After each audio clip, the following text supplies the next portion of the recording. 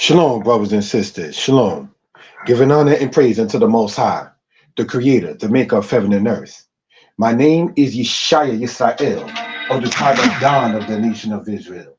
This particular presentation, brothers and sisters, we do not intend for it to be long. But brothers and sisters, we do intend to bring this out to our people for reading and understanding purposes. Now, brothers and sisters, what is this presentation about? It is about, brothers and sisters, an intent to help set the record straight regarding the matter of whether or not it is okay, permissible, understandable, and agreeable in the scriptures to sit there and have what we would know, understand as meat. That is to say, M-E-A-T. All right. This, brothers and sisters, is on the platform More Yeshaya Torah lessons, More Yeshaya history lessons, and the Facebook page Yeshaya Author Danites.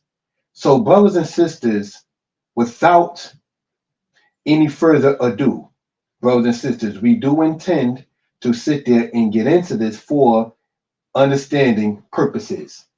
Asking you all that if you are able to hear and if you are in good spirits, please type in the number 4. If you are well, and if you are in good spirits and you can hear me well, asking you, brothers and sisters, to type in the number 4. I do not profess to know everything, and I am open, brothers and sisters, to constructive criticism. So, brothers and sisters, in light of that, as I look back into the matter on the Facebook page, if we will, we want to sit there and bring this out to the brothers and sisters who are interested in such, say, a presentation. All right, without any further ado, let us start off in prayer and move on from that particular matter. Eloheinu, our God, wa Elohe Abotenu, and the God of our forefathers. Elohe Abraham, Elohe Yitzchak, wa Elohe Yisrael. El Rakum Wakanu, merciful and compassionate God. Shemana Kolenu, hear our voice, wata'ane et tefelo tenu wagam kain takanu nenu, and enter our prayers and our supplications. Ki ataha el hashomeya, for you are the God who hears, wagam kain ha el haone, and the God who answers. Ha el hagorim, the God who creates, wagam ha el hagomer, and the God who finishes. Ha el asher lo yishapet, ha el hashopet kol, the God who is not judged and the God who judges all. Brothers and sisters, without any further ado, we're going to get into this particular matter. And it boils down, brothers and sisters, to what was ever accepted and what should not be accepted by others. All right, in this particular case, those who are into the Torah, those who are into the understanding of us as Israel and the law, statutes, and the commandments, we want to start off by first, if we will, by reading.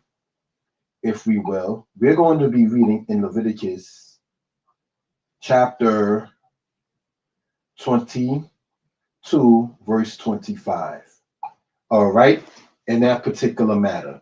This again is on the platforms More Yeshaya Torah lessons, More Yeshaya history lessons, as well, brothers and sisters, as a Facebook page, Yeshaya Author Danite. If I can be heard well and people are in good spirits, please type in the number 4.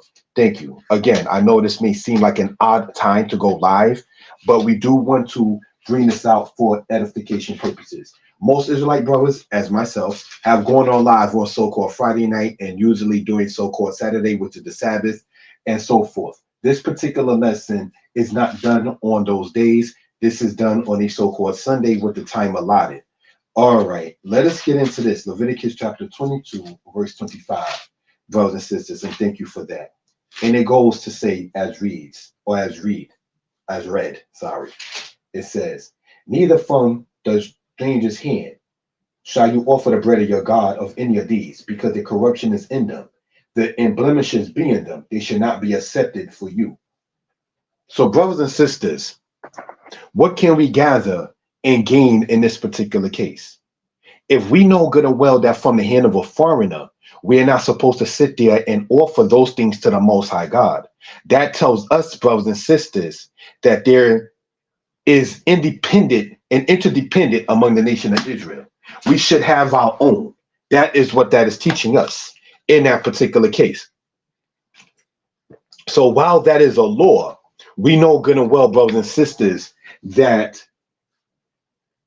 we are unable to do offerings in this particular time, partly because of that, partly because it's not in the place where the Most High chooses his name to be in, as we read in Deuteronomy chapter 16 and in Deuteronomy chapter 12, where it says you don't still do offerings in any place, but at the place where Yah would choose to put his name at. So, brothers and sisters, in light of that, we want to sit there and bring this out, if we will, for edification purposes. Without any further ado, having have read that, I want to take the time out now to share the link with just a couple more people and get into this particular matter. All righty, once it comes down into that. All right.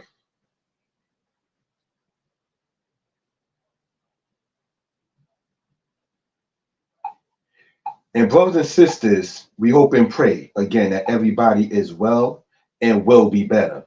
What we're going to be, brothers and sisters, in part talking about is the fact that there are some brothers and sisters in Israel who teach that eating meat, whether it's called clean meat or unclean meat in the laws of Leviticus, doesn't matter. That you're not supposed to eat meat whatsoever, that it was never part of, quote, man's original diet, and so forth. Now, what we want to present, brothers and sisters, is that such was not the case. That yes, man did eat meat, and we want to show this in the scriptures and show where the ruach, or the spirit, is in that particular matter. So, brothers and sisters, without any further ado, let us get into this particular matter. Thank you for that, family. We are going to take down the overlay thing that you see there. Brothers and sisters, that's the Day and Night logo, Day and Night Publications. That's the website, asking you all to look at the website and pick things that you want from it and so forth. And we're also, because this is into a PowerPoint, going to remove, brothers and sisters, the matter of the logo that's there. So when the PowerPoint is shown, it in entirety can be seen. So we're going to pull this up, brothers and sisters, and start the slideshow for edification purposes. All righty. Now, let us look at this, giving honor to the Most High. That is the Creator. That's whose name we come in.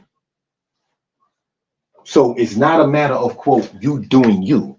It's about, just as stated there and shown, giving honor to the Most High. Let us look at this, brothers and sisters. This is presented from Day and Night Publications. Check the website, daynightpublications.com. We have a sale on, brothers and sisters, only human. I meant to put it this way, on the book, not a the. Sorry about that, family. We have a sale on the book,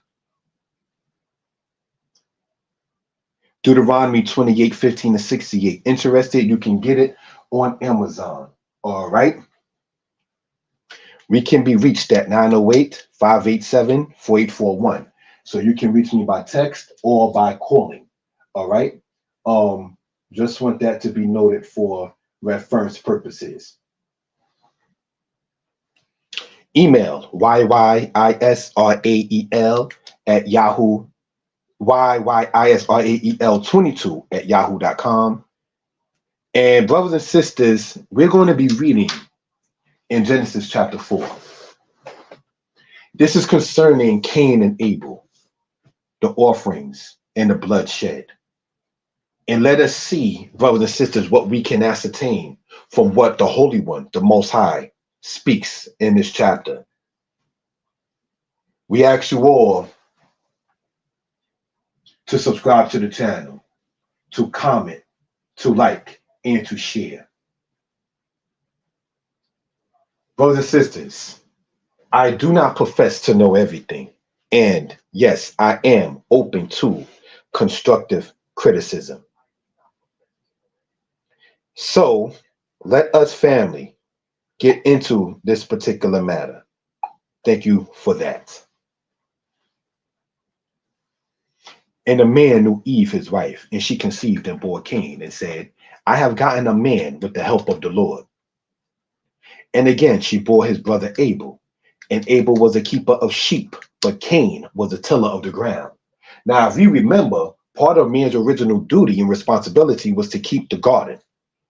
You understand? Another duty that he had was to name the animals and to have dominion over the animals. That's to say, rule over the animals. That doesn't mean with rigor either, brothers and sisters. All right? So these are things we care to point out for reference purposes. Next part. And in the process of time, it came to pass that Cain brought of the fruit of the ground an offering unto the Lord. And Abel, he also brought of the firstlings of his flock and the fat thereof. And the Lord had respect unto Abel and to his offering.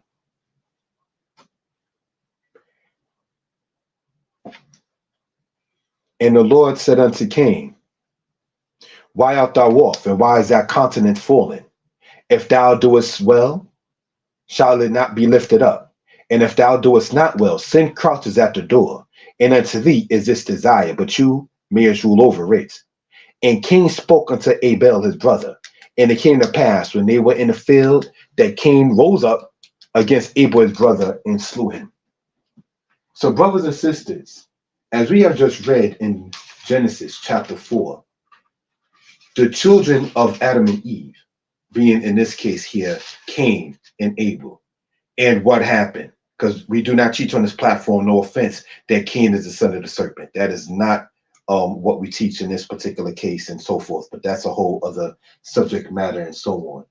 It says, and Adam or man knew Eve his wife, and she conceived and bore Cain, and said, I've gotten a man with the help of the Lord. It goes on to say, and in the process of time, it came to pass that Cain brought of the fruit of the ground an offering unto the Lord. And Abel, he also brought of the firstlings of his flock and of the fat thereof. And the Lord had respect unto Abel and to his offering. But unto Cain and to his offering he had not respect. And Cain was wroth, and his countenance fell. Genesis chapter 4, verse 5 shows that Cain's offering was not accepted by the Most High. Now, what Cain brought is fruit. So there certainly was not the fruit that was the bad thing. It was not either Abel's offering of the firstlings of the flock and the fat that was a bad thing. Brothers and sisters. So what was the bad thing? You read online and offline and hear people online and offline give X amount of different reasons. So we're not going to delve so hard into that particular matter. But a solution to whatever Cain was dealing with comes from the Most High. When it says, if thou doest well, shall it not be lifted up? And if thou doest not well, sin crouches at the door. And unto thee is this desire, but you may rule over it. So the Most High in Genesis 4 is telling us that we people have the ability to rule over sin. It doesn't have to have dominion over us. We can control it. Now, to get into the presentation and part purpose is this. To the brothers and sisters who teach in general that meat in Leviticus chapter 11 and Deuteronomy chapter 14, some have actually gone so far to say that it's man-made and that the priests were going against the original order in Genesis and eating flesh or meat or from the flock.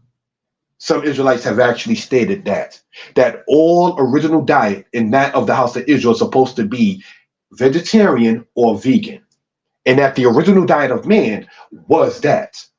Brothers and sisters, let us see what the book shows us for reference purposes, because if Abel was bringing of the flock and it was accepted, how can meat itself be incorrect? That shows you that it wasn't the offering as much as it was the spirit behind it. If thou doest well, because it talks about the first fruits in Leviticus once it comes down to the matter of the Feast of Weeks. So it talks about the first fruits and the produce. So it's not saying to not have vegetables. It's not saying not to have fruits, brothers and sisters, as an offering. That's not even the culture of Israel. But when brothers and sisters are online or offline teaching about the matter of saying that the original diet of man did not include eating of meat, that has not been founded. Please show the scripture about that. Let's move on, brothers and sisters. It goes on to say, and Noah went forth and his sons and his wife and the son's wife with him. Every beast, every creeping thing, and every fowl, whatsoever moved upon the earth, after their families went forth out of the ark. And Noah built an altar unto Yah, and took of every clean beast and of every clean fowl, and offered burnt offerings on the altar. And the Lord smelled the sweet savor, and the Lord said in his heart, I will not again curse the ground any more for man's sake, for the imagination of man's heart is evil from his youth. Neither will I again smite any more everything living as I have done. So, brothers and sisters, just want to change that in that particular case. All right, we're talking in Genesis 7 and 8. All right, just for reference purposes. Sorry about that slight typo in that particular case. So it says that Noah went forth and his sons and his wife out of the ark. And it speaks about every clean beast. Noah knew already what was clean and what was unclean. Let's go and expound on why we say such. Because it says, and Noah built an altar unto Yah, and took of every clean beast and of every clean fowl. So clean in Hebrew being the word tahor, and unclean being the word tameh, was already known to the patriarchs, Adam all the way down unto the matter of Noah, and certainly later on, and certainly before the time of Abraham. For those interested, when you go in your own time and you read about the men who appeared unto Abraham, it said that he told his wife Sarai to quickly go and fetch a kid of the goats, which is flesh, and to prepare it for the guests, not knowing who you was entertaining. So, brothers and sisters, just as much as Lot, the nephew of Abraham, and the grandson of Terah knew that the sexual activity of homosexuality was incorrect, because he told them in the Bible, do not do this wicked thing. They already knew right from wrong. They knew what was clean and unclean, brothers and sisters, in that particular case. So now, if you read that Noah built an altar to Yah and took of every clean beast, why would we think that if clean and unclean was already known then, that the people would not sit there and eat meat that was clean? That's the question in that particular case. We already showed that long before the flood, in the time of Noah, you have in the time of Cain and Abel, excuse me, where the people were making offerings of meat and of the fat thereof. Now we know in Leviticus, we as Israelites are not supposed to eat of the fat. But we also know in our culture what there was a standard, and it did include the consumption of meat, brothers and sisters. Was it every day like many people in this society do? Perhaps not. For economic and for even health purposes, because meat, flesh from the flock does work harder on your system to have to be digested. But you do get your proteins out of such, brothers and sisters. So now we are not saying don't get protein from peanuts and things of that kind of nature, but we cannot compare the diseased meat that we might see in the supermarket today, where they try to change the date on certain things and compare it to the laws of the Most High God. Because we are in a deprived situation where we are as a people does not alter the fact that the Most High still authorized that it is okay for Israel to have it. This is why we started, brothers and sisters, by reading from the hand of the foreigner. You're not supposed to take it. So there's nothing wrong with having it yourself. That means you are interdependent. See, by us being dependent in this society, we might just go extreme in one way to say, well, maybe they didn't even have it back then. No. One being a tiller of the ground means that they had their own land. One being a keeper of sheep means that they had their own animals. We who rent out rooms, apartments, and pay mortgages on houses and pay taxes on the land after the mortgage is paid in many cases can't compare to having your own society with your own fruit tree, with your own animals, brothers and sisters. So these are things we care to point out for reference purposes. It has been seen on the internet by many brothers and sisters that eating meat in the time of ancient Israel was never supposed to have been. So again, we have to ask this question to those who say so, and who say at the same token also that before the matter of Genesis chapter 9, that the people had a diet that did not have either what is considered clean or unclean meat. Why was the world destroyed with the flood? Did, brothers and sisters, the matter of people eating flesh contribute to the destruction of the world if, according to your standard and your reasoning reading, that flesh was not eating so after the flood? Question mark. While I am not saying that I have my own farm personally, I do want to ask this question. If it is presented by brothers and sisters online or offline that before the timing of the flood in Genesis that the people did not eat flesh, and it don't matter whether Genesis or Leviticus or Deuteronomy calls it clean or unclean, because the original diet of man didn't consume flesh whatsoever according to one's standard, according to one's reasoning, according to one's understanding. Then what deeds, what actions contributed to the bringing on of the flood? See, one brother or sister might have stated a statement that was saying, well, when you get right down into it, when I, speaking whoever this person is or was or so forth, when I was a meat eater, I used to sit there and have these kind of wild ideas and so forth and so on. But Cain didn't even offer meat, and he was the world's first murderer.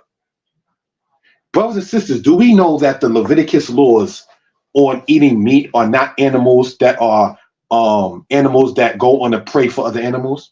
The animals that Israel in Torah, in Leviticus, are allowed to eat are animals that are by human standard vegetarian. Sheep don't eat flesh. Correct me if I'm wrong. Deer don't eat flesh. Correct me if I'm wrong. A dog eats flesh. We are not supposed to eat animals that have paws and that walk on fours when you read in Leviticus. So it takes having a certain kind of mind and understanding and knowledge of certain things to even understand these laws. When it says don't eat things that crawl on his belly, you got to know what a serpent, a nakash, is. You got to know, brothers and sisters, when it speaks about the grasshopper and that leaps on all fours, whether it's permissible or not, which means that you have to broaden your mind than just saying, oh, these people didn't do it and this is the why such and such. The world's first murderer did not deal according to this standard with meat. So why was the world destroyed if meat itself was wrong?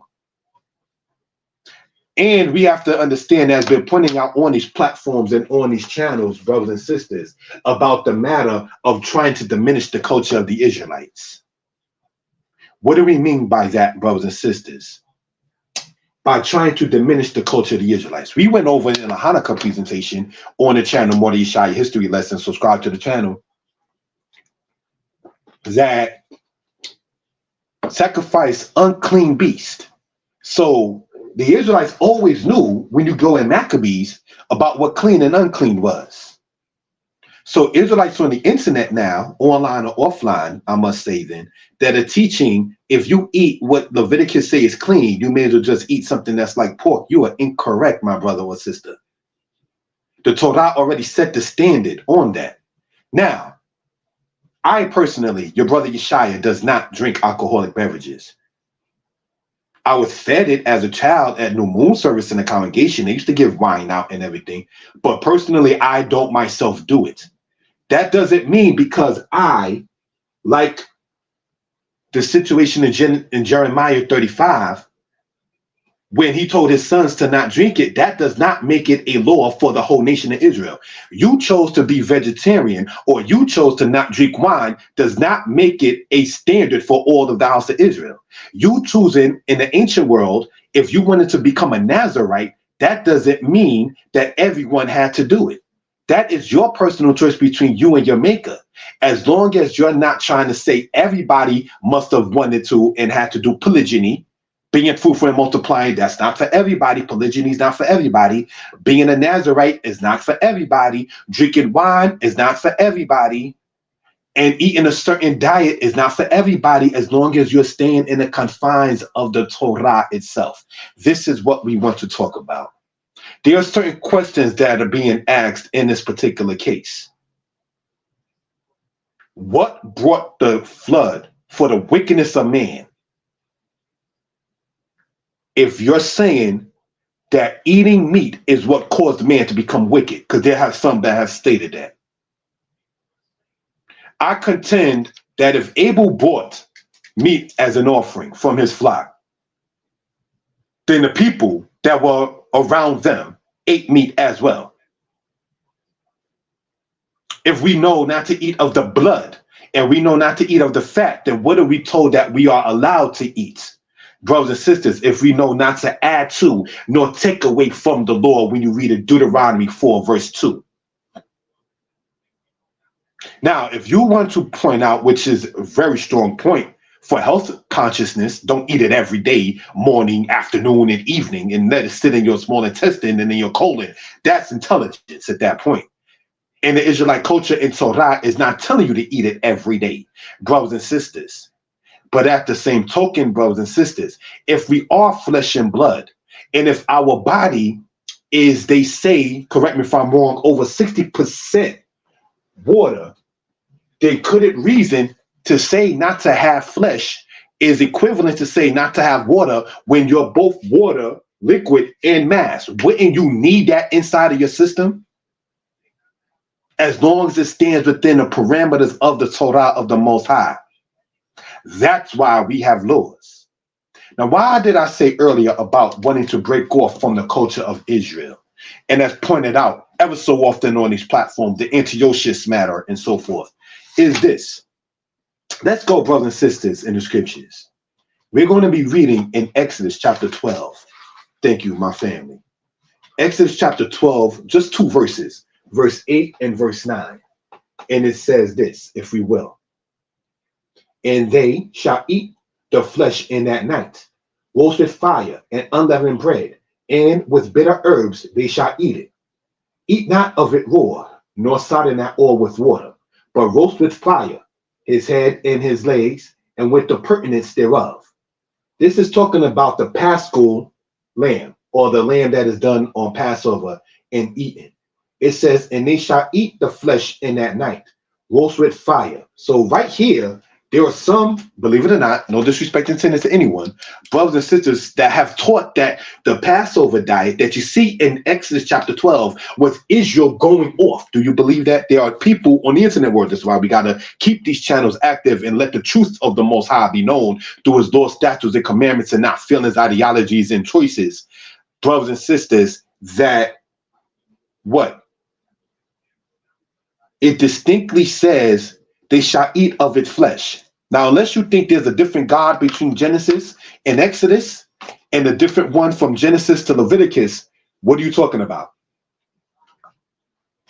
That's a question.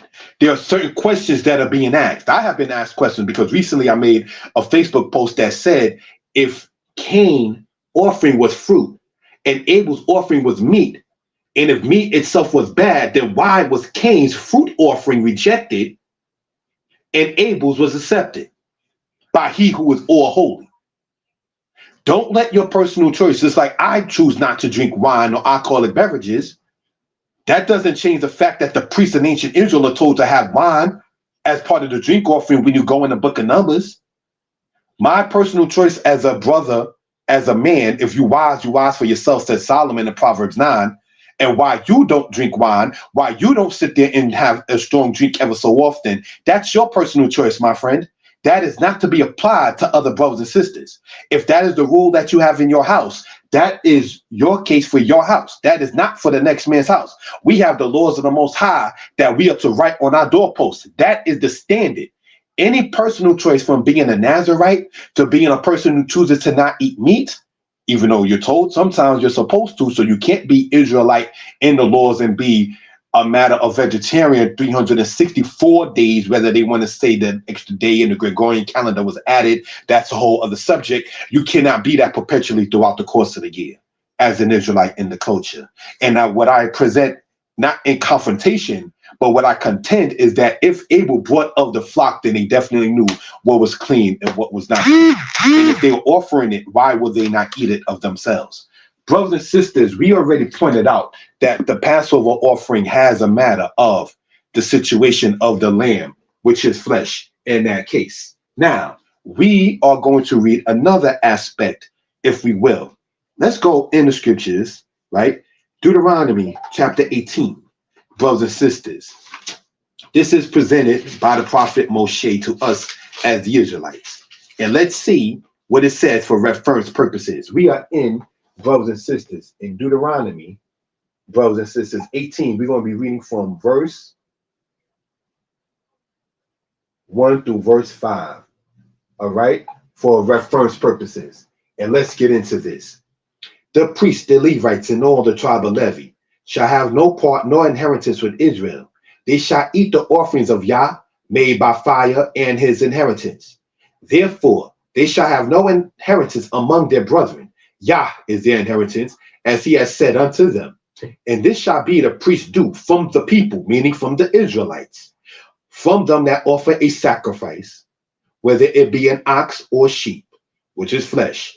And they shall give unto the priest the shoulder and the 2 cheeks and the more. And it says, the first fruit also of thy corn and of thy wine and of thy oil and of thy first of the fleece of thy sheep shalt thou give him. So the Levite gets the firstborn of the sheep. This is what we was talking about in the previous presentation about what is done to, burnt offerings and things of that kind of nature. You can read on your own time in Numbers 18 as well. That is what is offered. Every Israelite then go to Jerusalem every Shabbat to present 2 lambs of the first year without blemish. That's not what happened. So this is something we want to point out. It goes on to say, for Yah Eloheka, for the Lord thy God have chosen him out of all thy tribes to stand to minister in the name of Yah and to his sons forever. Why do we want to emphasize about the matter of the priest? Because if you are teaching as an Israelite some extra holy, overly righteous stuff about the matter of, well, they didn't eat meat and eating meat was against the culture, what then are you saying of the Levitical order that's from the said Old Testament? If it says that the Levites were chosen out of all the tribes to stand to minister in the name of Yah, that is already an established decree. Does that change? If you're saying that meat being clean or unclean, and I inbox, and this is not to get personal, I remember inboxing a brother online about this, and I was told that it doesn't matter clean or unclean because originally they didn't eat meat. So, whoa, something just didn't sound right logically. Now, it distinctly says in there in verse 4, right? The first fruit of thy corn, which is of the ground, which is not flesh, of thy wine, which comes from grapes, which comes from fruit, which is not flesh, and thine oil, and the first of the fleece of thy sheep. I personally, Yeshaya, don't drink wine, but that doesn't change the fact that the Levites are told to get the first of the wine. Your personal choice does not alter the law of the Most High. To be a Nazirite is a personal choice outside of those who were born from the womb being Nazirite, as in the case of, say, Samson. But if you chose to become a Nazirite, if you chose to become a vegetarian, if you sat there and you chose to not want to drink alcoholic beverages or to the extent of strong drink, that is your personal choice, not to be redundant upon that. Don't make your personal choice somebody else's decree. And that's something we want to point out. So if we know that the animals in this society might not be in the best state, what does that tell us? Taking it back to Leviticus, as we read earlier, it says, from the hand of the foreigner, you're not supposed to get it. So why not have your own farm, Israel? Why not have your own farm? Some brothers and sisters do have their own land and everything of that kind of sort. You understand? So these are things brothers and sisters, we care and want to bring out for reference purposes. In any way, shape, form, and fashion, these nations, and even sadly, some Antiochus the fourth friends who are of the house of Israel, they will sit there and tell you in one breath that it don't matter whether it's clean or unclean, even though Noah knew what was clean and unclean before the flood. Please show, and my number is across the screen, 908-587-4841. My email, yyisrael22@yahoo.com. Please point it out. My Facebook page, Yeshaya Author Danite, where, brothers and sisters, it states before the flood, the people did not eat meat. Because I can show before the flood where there was clean and unclean. And I know the God of Israel, who has not changed since the days of Abraham, and before that, since the days of Noah, and before that, since the days of Adam, and before that, before he set a circle upon the face of the deep, that you read of in Proverbs chapter 8. Where, brothers and sisters, does it say that the people did not eat meat? Thank you. Let's continue in this. And Yah smelled the sweet savor, and Yah said in his heart, I will not again curse the ground anymore for man's sake, for the imagination of man's heart is evil from his youth. Neither will I again smite any more everything living as I have done. Brothers and sisters, these are things we want to point out for reference purposes.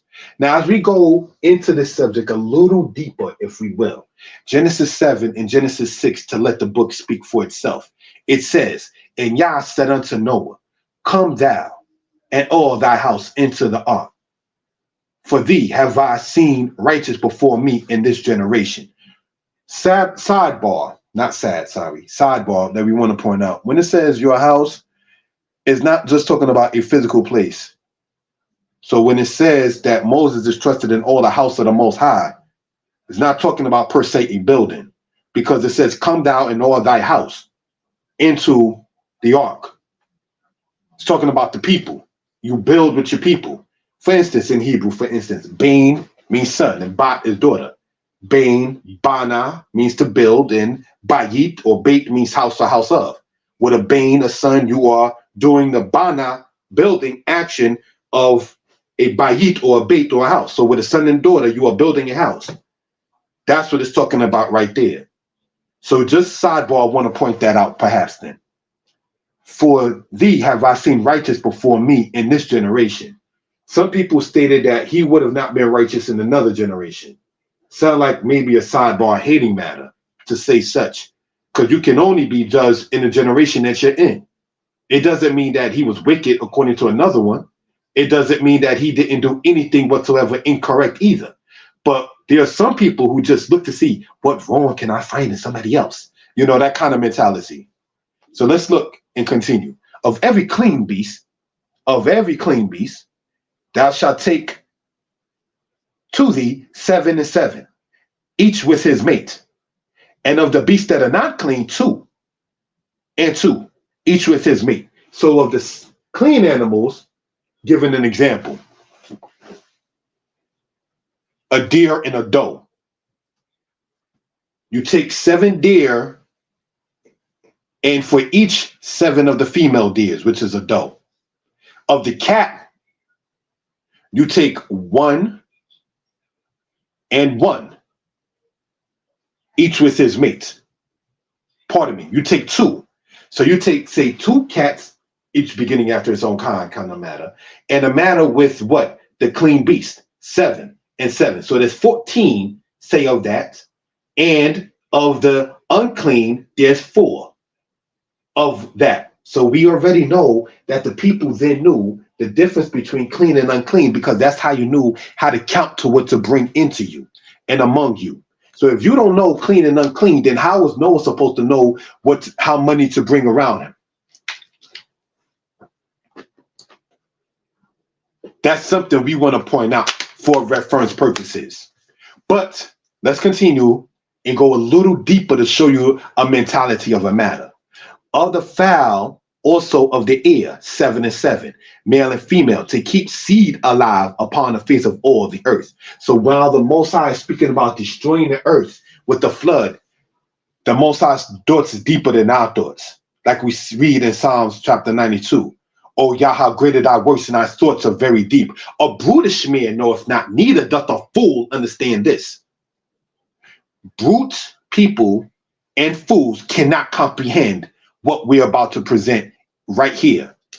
And of every living thing of all flesh, 2 of every sort shalt thou bring into the ark to keep them alive with thee. They shall be male and female. Genesis 6:19 says male and female. That is the 2. That is the genders. But if you don't understand clean and unclean, and if you're okay with a mentality of men and women are the same, and male and female gender identification that some people try to talk about these days, these laws of the Most High are not going to come. Like the Apocrypha says, wisdom will not come to a soul that's subject to sin. Deuteronomy tells us what? That this law is your wisdom and your understanding. So these are things we want to point out when we say, let's get a little deeper into the matter, because they try to say it's a contradiction by saying 2 of every sort. But the sort is 1 male, 1 female, to keep them alive with thee, to keep seed upon the earth. But if you okay with just taking eggs and splicing and taking seed and putting it on the ground and things of that kind of nature, you're not going to understand the deepness that this book is talking about. And it's no offense to anyone. So it's not a contradiction between Genesis 6:19 and Genesis 7 verse 2. All right. Every sort, 1 sort is male, the other sort is female. Now, of that, it says of every clean beast, 7 and 7, each with his mate. So you got 7 deer and 7 female doe. All right. Of the beasts that are not clean, the cat and his lady, his significant other, his spouse, if you will, going into there. So you got 2 lions and 2 lionesses, 2 tigers and 2 tigresses. All right. And at the same token, you got 7 rams and 7 sheep, because the ram and the sheep together make a lamb. And these are things we want to point out. The matter of this. But if you're getting out of Genesis that they never ate meat, we got to first have to deal with that subject before we get into this subject. Brothers and sisters, let us get into this matter, if we will. Don't know how many people are listening online now and so forth and so on, but just want to, brothers and sisters, get into, if we will, this particular matter and subject. I personally don't look to sit there or worry or whatever, because they'll show you one number and then they'll show you another number later. Some videos a brother did got 5 views after 2 weeks, and some in less than a week got over 1,000. So it's presented to the people. So just leave it as so in that manner. Let's go, if we will. We're going to be reading in Leviticus, right, brothers and sisters? Leviticus chapter 7. And we're reading out of the standard KJV because that's what most people have. All right. Any need for a translation matter, we're going to focus on that if that ever does happen. It says in Leviticus chapter 7, we're going to be reading from verse 1 all the way until verse 9. It says, likewise, this is the law of the trespass offering. It is most holy. The trespass offering is also called the guilt offering. In Hebrew, referred to as the word asham. All right, just want to point that out.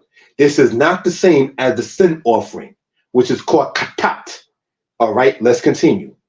In a place where they kill the burnt offering, shall they kill the trespass offering, and the blood thereof shall he sprinkle round about upon the altar, and he shall offer it, all of the fat thereof, the rump and the fat that covereth the inwards, and the 2 kidneys, and the fat that is on them, which is by the flanks, and the caul that is above the liver, and the kidneys he shall take away. And the priest shall burn them upon the altar for an offering made by fire to Yah. It is a trespass offering. Every male among the priests shall eat thereof. It shall be eaten in the most, pardon me, it says, and it shall be eaten in the holy place. It is most holy.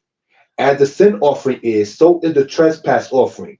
There is one law for them. The priest that maketh atonement therewith shall have it. So the sin offering, called katat, and the guilt offering, translated sometimes as trespass offering, called asham, in Hebrew culture, in the ways of the Israelites, is eaten. And we already see what it is. And the priest that offereth any man's burnt offering, even a priest, shall have to himself the skin of the burnt offering which he hath offered, and all the meat thereof, it says, and all the meat offering that is baked in the oven, and all that is dressed in the frying pan, and in the pan shall be the priest that offereth it. So that is for that priest to have to eat. Why do I want to point that out? And we're talking about things that are offered that is flesh. Why do I want to point that out, brothers and sisters? As we just read in Leviticus chapter 7. Because remember, the ways of the nations was to cut Israel off from the Israelite culture. The line of David and the line of the priests is what the nations went into attack. So any way, shape, form, and fashion they could, they're going to say, no, David's rule is not there and not will be back into the earth. The order of the priests will not be established in the Levitical order. But yet, that was, as we read earlier in Deuteronomy 18, our human intercessors between us Israelites and the Most High God. So ultimately, the nations, Antiochus Epiphanes and friends, their style and what they wanted to do was to sit there and have the Israelites again cut off from their culture. And if you are an Israelite teaching that they didn't before Genesis 9 have flesh, and that flesh itself doesn't matter whether Genesis, Leviticus, or Deuteronomy, all of those three books mentioning clean and unclean. Leviticus 11 mentions clean and unclean. Deuteronomy 14 mentions clean and unclean. And Genesis chapter 7 and Genesis chapter 8 mentions clean and unclean.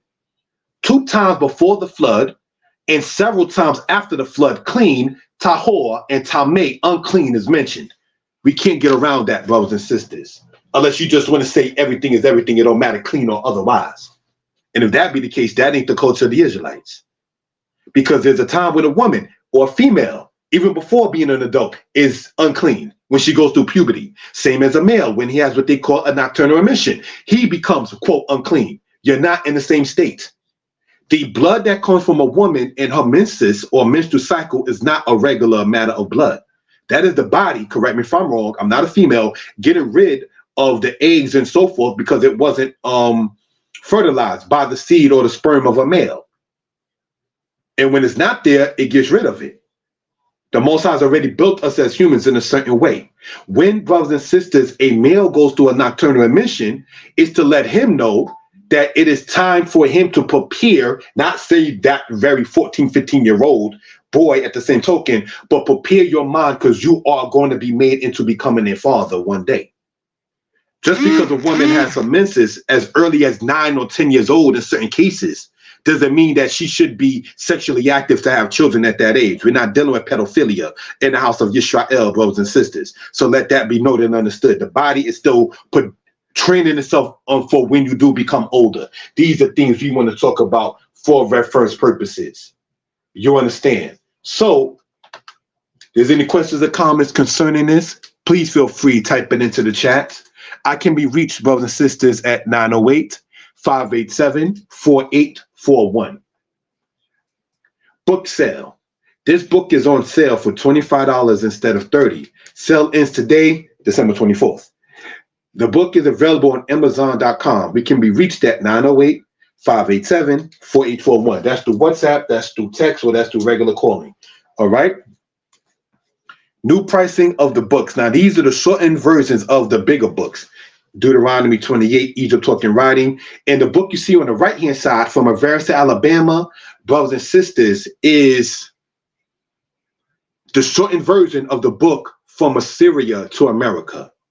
These books I priced down from being $12 until $10. And I'll just leave it at that. I'll just leave these books being priced at $10, being a shortened version of the larger books. The larger books after today will all be priced at $30 for those who are interested on it. Now, brothers and sisters, the book Deuteronomy 28, 15 to 68, the condition of the blacks that you see on the left-hand side, is available also in PDF format if you look under the Amazon matter, as well as the other books are available, I want to say, in Kindle, which is a PDF format that I had to have to upload it to the Kindle for the ebook version.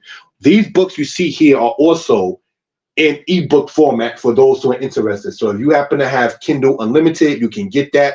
Or if you just want to do it the other way and have it downloaded to your computer, that price is available for these books at $10, also at $9.99, the highest they let one go in that particular case for the Kindle matter, and so forth. For those who are interested in having the electronic book, I made it available for that as well. These three that you see right here: Deuteronomy 28, Egypt Talking Writing, from Avaris, Alabama, for those who are interested in that particular case.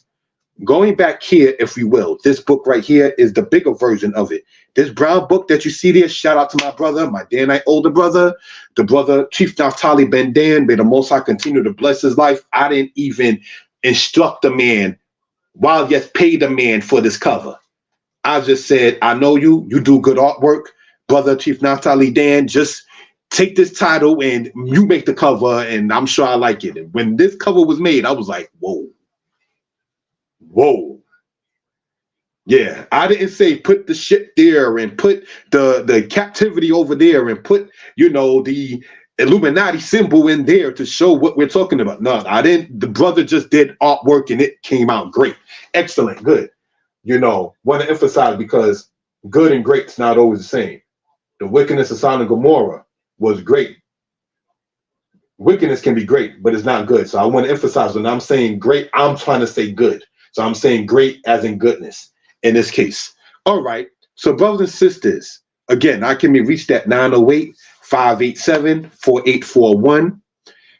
And again, these books are priced perpetually at $10. You can get these are all soft cover books. You can get that mailed to you through Amazon, or you can, brothers and sisters, get the Kindle version of it when you look it up under my name, Yeshaya Israel, on Amazon, in that particular case, for those who are interested.